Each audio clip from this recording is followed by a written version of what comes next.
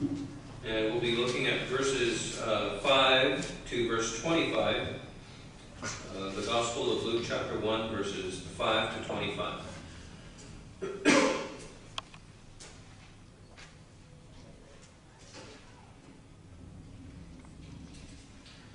So listen carefully to the reading of God's Word. There was in the days of Herod the king of Judea a certain priest named Zacharias of the division of Abijah. His wife was of the daughters of Aaron, and her name was Elizabeth. And they were both righteous before God, walking in all the commandments and ordinances of the Lord blameless.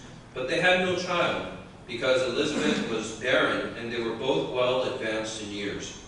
So it was that while he was serving as priest before God in the order of his division, according to the custom of the priesthood, his lot fell to burn incense when he went into the temple of the Lord. And the whole multitude of the people was praying outside at the hour of incense. Then an angel of the Lord appeared to him standing on the right side of the altar of incense. And when Zacharias saw him, he was troubled, and fear fell upon him. But the angel said to him, "Do not be afraid, Zacharias, for your prayer is heard, and your wife Elizabeth will bear you a son, and you shall call his name John. And you will have joy and gladness, and many will rejoice at his birth. For he will be great in the sight of the Lord, and shall drink neither wine nor strong drink. He will also be filled with the Holy Spirit, even from his mother's womb. And he will turn many of the children of Israel to the Lord their God. He will also go before him in the spirit and power of Elijah, to turn the hearts of the fathers to the children, and the disobedient to the wisdom of the just, to make ready a people prepared for the Lord." And Zacharias said to the angel, "How shall I know this? For I am an old man, and my wife is well advanced in years." And the angel answered and said to him, "I am Gabriel, who stands in the presence of God, and was sent to you to speak to you and bring you these glad tidings. But behold, you will be mute and not able to speak until the day these things take place, because you did not believe my words, which will be fulfilled in their own time." And the people waited for Zacharias and marveled that he lingered so long in the temple. But when he came out, he could not speak to them, and they perceived that he had seen a vision in the temple, for he beckoned to them and remained speechless. So it was, as soon as the days of his service was completed, that he departed to his own house. Now after those days his wife Elizabeth conceived, and she hid herself 5 months, saying, "Thus the Lord has dealt with me in the days when he looked on me to take away my reproach among people." Thus far the reading of God's Word. Today we continue in this the Gospel of Luke, and last week we discussed briefly about the author of this great Gospel, author Luke, who also happened to be, or at least trained as a physician. We don't really know how much he actually practiced as a physician, but he was definitely had the knowledge and the expertise that really benefited the church, especially the Apostle Paul. So we also learn about how Luke and the Apostle Paul and how close they were in their relationship, and in the way that Luke takes the very careful attention in writing not only this Gospel of Luke, but also the Acts of the Apostles, which basically, between those two books, Luke would be either the most prolific writer of the New Testament, or come a very close second to the Apostle Paul, depending on who we attribute the letter to the Hebrews to. Now, in this passage, after the author Luke introduces himself and introduces the purpose of this book, and really identifies who he is and who he is writing this letter to, we open up this great and awesome story of the birth of John the Baptist, and the situation and the scenario that kind of precedes or kind of comes before this great birth of this great individual. But one of the things that we do need to remember is that when this event happened, when Zacharias and Elizabeth, when they received this great news, especially Zacharias, when he receives this great news, we need to kind of put him in context of his life.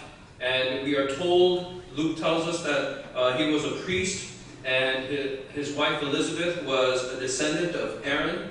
And we know that his family, this couple, Zacharias and Elizabeth, had been a part of this class of people who had the responsibility of representing God's people to God, as well as representing God to the people. But if you really understand the situation and the scenario, is that for the past 400 years, so 400 years prior to Angel Gabriel coming to Elizabeth or coming to Zacharias and speaking these words, there had been dead silence from God. And so when you look at the book of Malachi, the last book or the last prophet in the Old Testament, from the time of the closing of the book of Malachi to the beginning of the Gospels, there had been 400 years of absolute silence. There was no communication, there was no revelation, there were no miracles that were performed by God on behalf of His people. And so when you look at that, 400 years, it sounds like, a blink of an eye, and if you look at it in the cosmic timeline sense, I guess it is a blink of an eye. But in the realities of human beings, 400 years is a very, very, very long time. And 400 years for each and every one of us, those of us who are sitting here, for us to truly comprehend the time of 400 years, it's almost incomprehensible. There's no way that any single one individual, we can sit here and claim that we understand what 400 years of time means, because none of us have lived 400 years, let alone none of us have even come close to even understanding what can happen in 400 years. So 400 years, if you give a very easy, lax estimate, that's at least 16 generations, or less or more, depending on how frequently people may have born their children and descendants. Now, in the case of Zacharias and Elizabeth, it was many, many years before they bore their son, John the Baptist. But give a fairly approximate estimate. That's about 15 to 20 generations of time. And so when you're thinking about a time that long and that expansive, there's no way that any single one individual can understand the result or the outcome of a history that extends that long.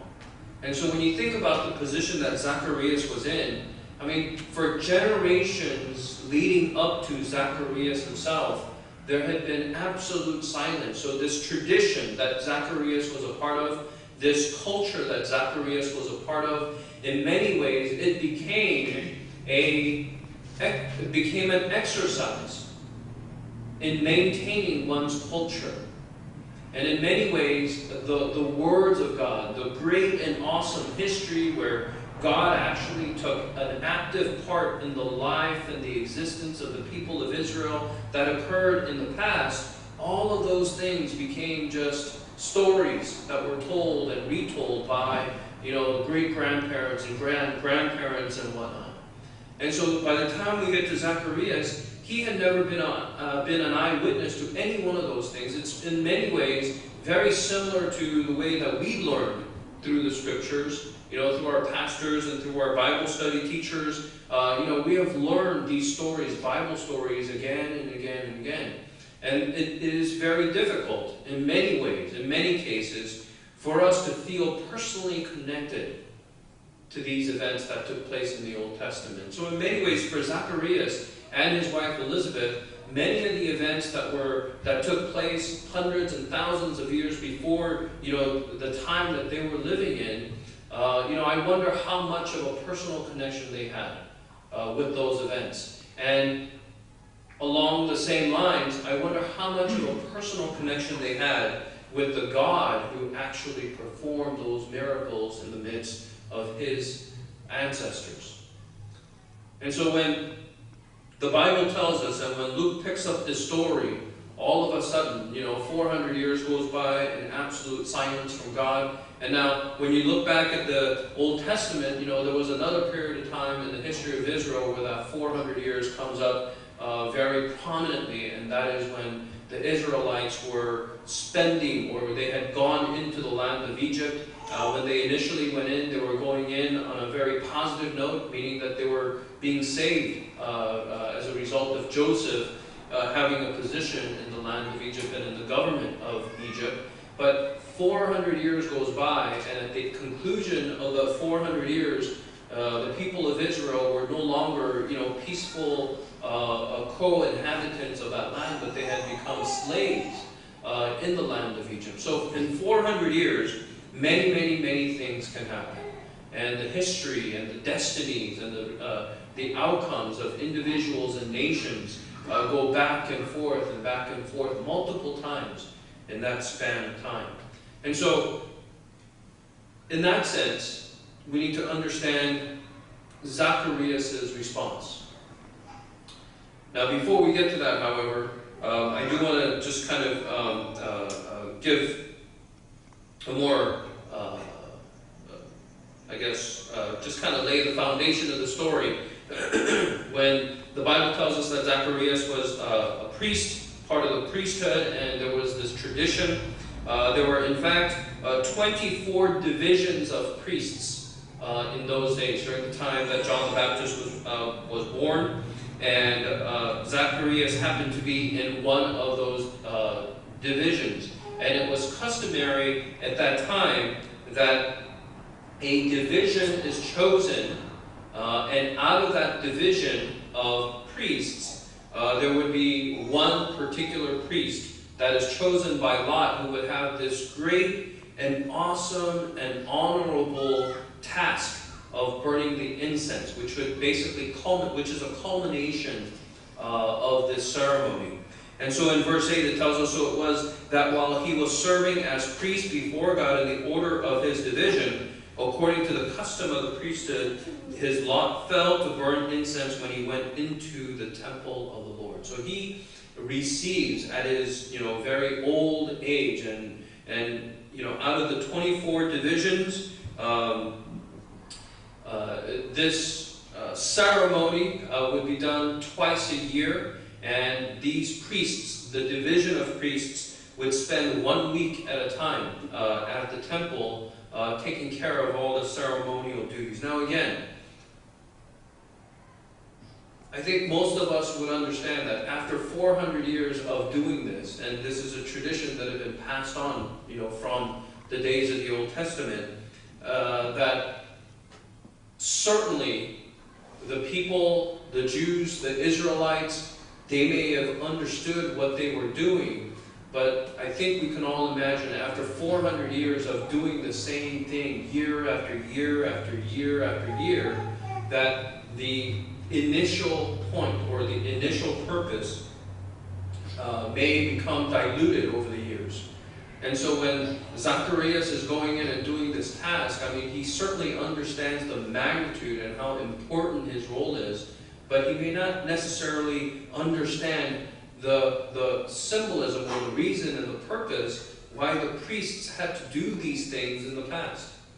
He understands the importance of actually doing the task, but he may not understand, and the priests at that time may not have understood the importance or the significance of their actions and the ceremonies that they were performing. And so, as a result, Zacharias being chosen by lot to be the one who would burn the incense at the temple of the Lord, and he has this great opportunity where he is in the Old Testament times. Remember, this is that priest who represents the people of God, and he is the one who is representing the sins and all the iniquities of the people of God, the nation of God, and he is asking for forgiveness to this God, God Almighty, God of Israel.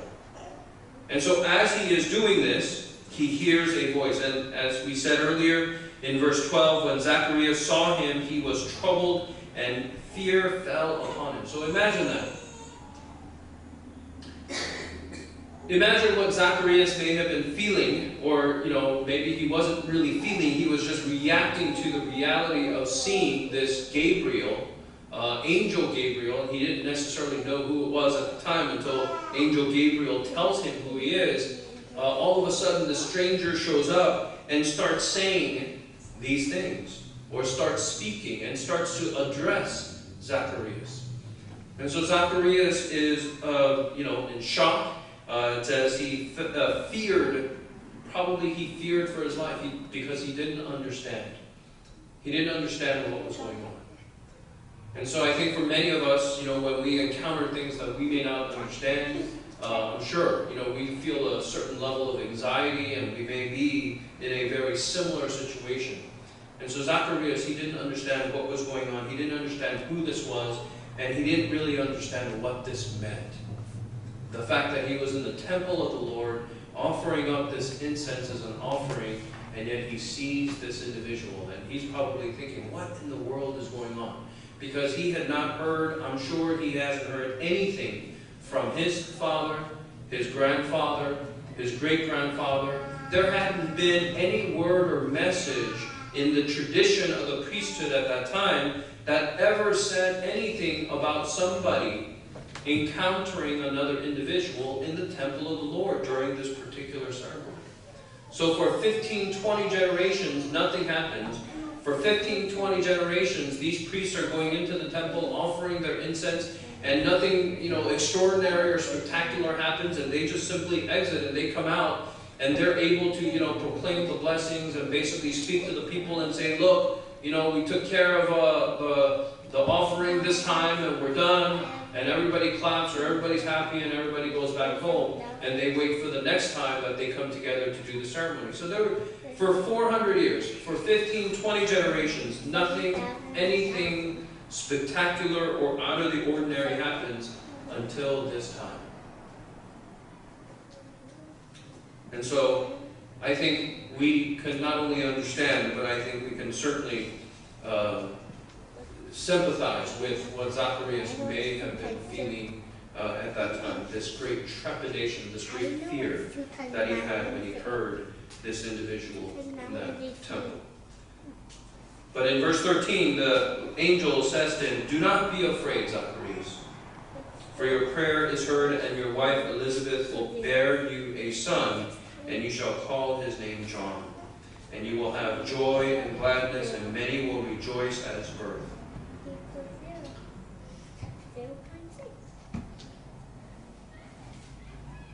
This is just an introductory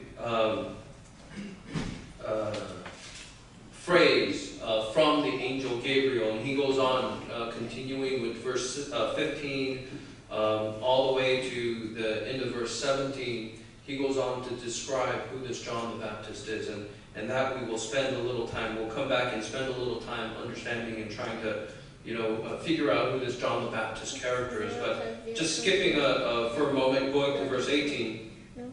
After Zacharias hears the angel Gabriel explain who his future son will be like, and what his future son's character and how prominent he will be, Zacharias says to the angel, how shall I know this? For I am an old man and my wife is well advanced in years. Now, I'm sure many of you can recall, again, going back to the Old Testament, situations and stories where, this barrenness, when women are described as being barren, it is not a good thing. In fact, in the Old Testament days, or in the times of the Old Testament, when a woman is described to be barren, it is one of probably the worst curses that a woman can ever endure during that time. So, all sorts of things can happen to a woman back in those days, and all sorts of ailments or diseases or conditions, they may have had to endure. But the very worst, the absolute worst, was being described as barren, because that basically cut off any hope for the future of not only that individual female, but it basically cut off the hopes and dreams of anything after her life. So, when someone is described as being barren or advanced in years in the Old Testament, it is not a good sign. But when we look back at the Old Testament stories, like Abraham, I mean, probably one of the most the famous stories that involve barren women is probably the story of Abraham and Sarah. And when we hear of their story, this story is very similar. These two older couple, they're advanced in years, maybe 50, 60, 70 years old, and very clearly beyond any hope of ever having a child. And yet, in the case of Abraham and Sarah, as well as Zacharias and Elizabeth, this is used by God to show God's power and God's grace and God's love to His people. And so again, when we hear the story of Zacharias and Elizabeth, it's not just another unique story. It's not another story that kind of echoes some of the stories that we heard in the Old Testament. But in fact, this whole narrative, the purpose, one of the main purposes, is to make that clear connection that the God that existed, or at least in the minds of the nation of Israel, the God that was with them, the God that empowered them, the God that saved them, the God that continued to repeatedly over history save them and rescue them, that same God that they experienced and the stories that they heard about, this great God coming to the rescue of the Israelites, this very same God is the God that is working in the life of Zacharias and Elizabeth. And this is a very clear, purposeful connection that Luke and this gospel, as well as the other gospels, makes. That the story of the birth of John the Baptist is clearly a way to connect this God. That this God is no new God. This God isn't some brand new one that just kind of sprung up in between the intertestamental period in the 400 years of silence. This is the same God. This is the God that worked in the life of Abraham and throughout all the other patriarchs that followed. This is the same God that was the God of not only Abraham, but this is the same God that was the God of Moses. This is the same God that was the God of the nation and the people of Israel back in the Old Testament times. And so these connections, or these strands in the story, or these points in the narrative, they are specific and they are poignant connections that are made to the story of the Old Testament and in the way that God worked in the nation of Israel in the Old Testament, and the hint that He will continue to work in the nation of Israel in the future. And so, in verse 19, the angel answered and said to him, I am Gabriel, and this is where he reveals his name, who stands in the presence of God and was sent to speak to you and bring you these glad tidings. And I know we're in the season of Christmas, and Christmas is coming up, and this phrase, these glad tidings, is always used and always brought up, in commercials or in jingles or whatever. But these glad tidings, actually the phrase glad tidings is the same as the good news. And in many ways, the word glad tidings, or the phrase glad tidings, would be equivalent to the good news or the gospel. And so when we are talking about glad tidings, these great and wonderful blessings, it essentially means this good news, great blessing that is upon us. And so Gabriel tells Zacharias, he is absolutely glad. And think about this. Gabriel, in identifying himself, he says, I am Gabriel who stands in the presence of God, and I was sent to you. I mean, that must have been a great, thing to hear. I mean, think about it. Someone, an angel comes to you and says, you know what? I am an angel of God who spends my time in the presence of God, and God has sent me directly to speak to you and tell you this great message. I mean, think about that. Think about how great and awesome that must be. To know that God, the Father, the Creator, the Almighty, has sent His very own angel who spends time, or who spent eons of time with God the Father, and He is now speaking to you.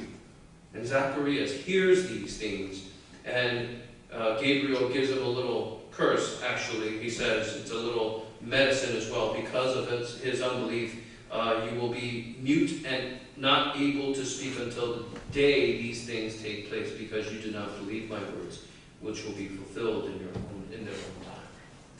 And so this angel Gabriel, the one who is in the presence of God, comes and speaks to Zacharias. Now, how wonderful and how great is that? I mean, if you think about the timeline, and if you think about the time, all that time that God was absolutely silent, at least from the perspective of the nation of Israel, and all of a sudden, God sends his angel Gabriel to speak to Zacharias.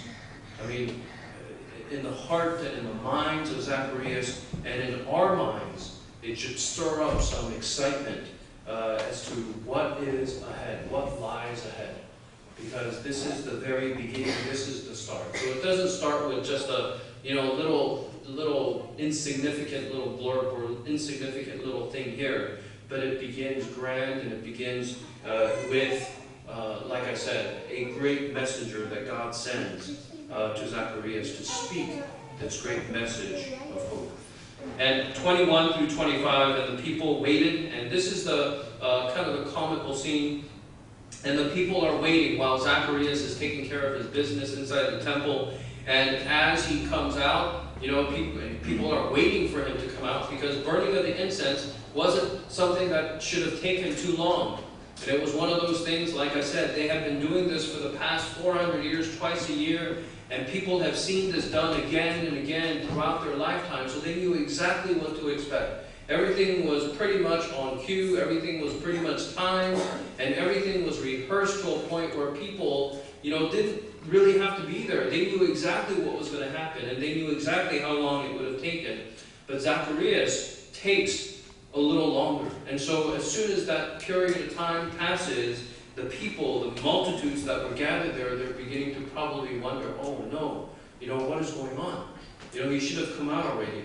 And you can kind of picture that crowd and that masses, at the very beginning, maybe they're just, quiet and waiting for Zacharias to come out. And that, tension is building to the point where the people are just kind of waiting and waiting and waiting. And they realize that Zacharias is going to come out any minute or any second. And then that moment passes. And you know how it is. You guys have all been a part of a group where you guys are probably waiting for something. And then when that period of time passes and it goes beyond the expected amount of time, people probably start to wonder. People, maybe they're turning around next to each other. Maybe they're talking to each other, asking, what's going on? Maybe something happened. What do you think happened? And maybe, people are wondering, what is going on? What has happened to Zacharias? Maybe he died. Maybe he had a heart attack, or who knows? People are beginning to question, and people are probably wondering, what is going on? And they're probably, coming together, trying to figure out what may have happened. And finally, when he comes out, he could not speak to them. And as I said, traditionally, when they are done, they come out, the priests kind of declare a blessing for the people. Basically declaring, their sins have been forgiven, and now they can go forth and, do the will of God until the next time they come back. And so when Zacharias is coming out, the people are finally relieved to see him, that he is alive and that he is okay. They don't see any marks on him, and it doesn't look like that, he looks any different, or he looks like he's hurt. So now they're waiting for him to finally speak. And then when he tries to speak, he can't speak. And so when he can't speak, Zacharias begins to gesture, make, motions with his hands, face, whatever. And he tries to communicate that message, or communicate what happened to him to the people. And yet to the people cannot understand what he is saying, obviously, because he can't say anything. And they're trying to figure out what all of these different gestures mean. And so the people, the Bible tells us, Luke tells us, the people basically, after seeing what Zacharias and how Zacharias came out, they concluded on their own that they perceived that he had seen a vision in the temple, for he beckoned to them and remained speechless. And so by the time this was all said and done, the multitudes and the masses, they just simply concluded to themselves that, you know what, Zacharias probably saw a vision.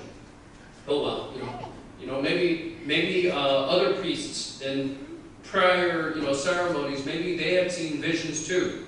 So maybe the multitudes or the crowd, maybe they didn't think it was a big deal. But they basically said, you know what, Zacharias probably saw a vision. And so they basically dismissed it, and then they probably went back home.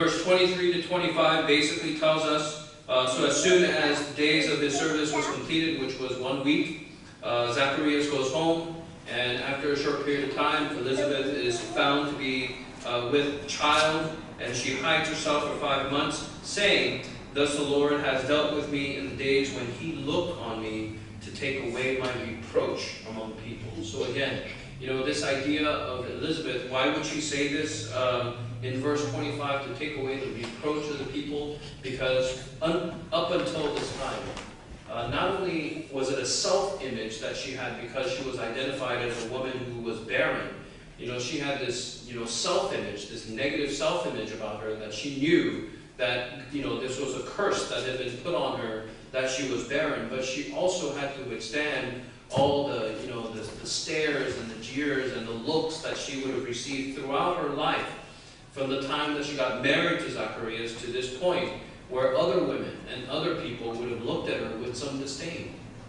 And so when she says, he looked on me to take away my reproach among people, that's exactly what she's talking about. She's saying, look, finally, God has given me this wonderful blessing, and now this image that everyone has of me, it is totally blasted out of the water, because now she is with child.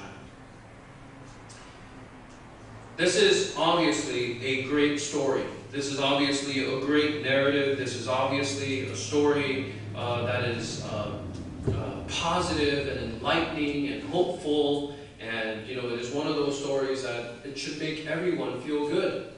And I'm sure when you hear about the story of Zacharias and Elizabeth, it makes all of you feel good. And especially because we all know that this is a prelude to a greater story.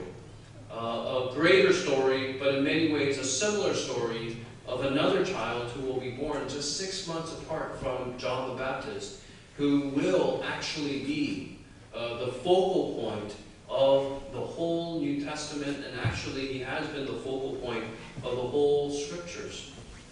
And so, for many of us who know the stories, I'm sure it is an exciting story, it is a great story, it is an awesome story, it is a story for the season. But I would like for us to go back just for a few moments and look at verse 15 through 17, as I mentioned earlier. And this isn't describing, Angel Gabriel is describing John the Baptist, this baby that is going to be born. He says, "For he will be great in the sight of the Lord, and shall drink neither wine nor strong drink. He will also be filled with the Holy Spirit, even from his mother's womb. And he will turn many of the children of Israel to the Lord their God. He will also go before him in the spirit and power of Elijah, to turn the hearts of the fathers to the children, and the disobedient to the wisdom of the just, to make ready a people prepared for the Lord." And I know we're running out of time, so I want to just focus on the very beginning. Verse 15, "For he will be great in the sight of the Lord." And I don't know about you, when somebody asks kids, who's your favorite character in the Bible? I don't know exactly where John the Baptist would rank. Even if you ask adults, who is your idea of the greatest man or greatest character in the Bible, other than Jesus Christ, of course. And I don't know where John the Baptist would rank among that list. I'm sure many people would, put maybe Paul even higher in the New Testament, or maybe going back to the Old Testament, people may put Abraham or David or even Moses higher than John the Baptist. But when Angel Gabriel describes this baby that was going to be born to Zacharias and Elizabeth, he says, "For he will be great in the sight of the Lord." And if you look at Luke chapter 7, and I'm going to read it very quickly. Luke chapter 7, 20... let's see.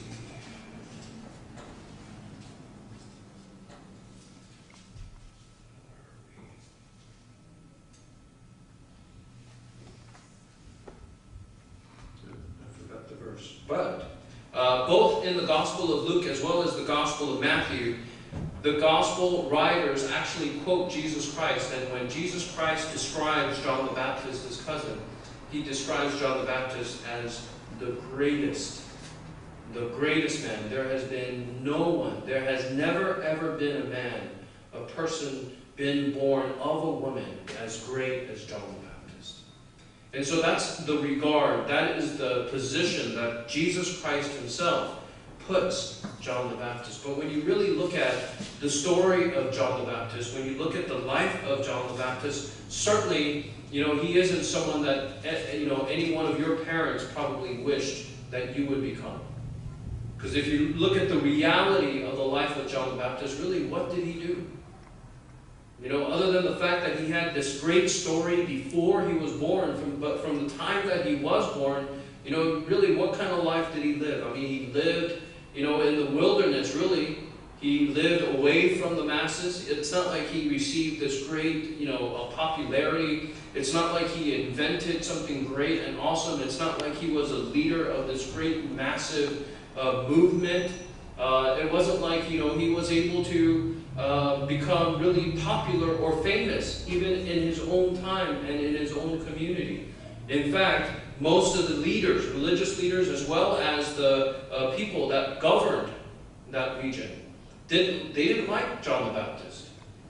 And when you look at how John the Baptist's life ended, and it ended very sadly, obviously, but it ended in a very, a non-spectacular way. His life was basically just offered up as a really nothing. As Herod, it is enjoying one of his parties, and he gets infatuated with this girl who, I'm sure is, getting him all excited, and this girl comes up to him and says, you know what? And he basically says, you can have anything. Up to half my kingdom, basically, you can have anything you want. And the girl basically tells him, you know what? I want John the Baptist's head. And John the Baptist, in his drunkenness, he orders that John the Baptist be decapitated, and his head is offered up as a little, a little table, whatever, decoration. And his life ends in a very unimportant and insignificant way. So when you look at the life of John the Baptist from the birth, to his death, there isn't much to really show for. And yet the Bible describes, and angel Gabriel says, for he will be great in the sight of the Lord. And the thing that we miss oftentimes in our own lives, and the thing that we miss oftentimes in our own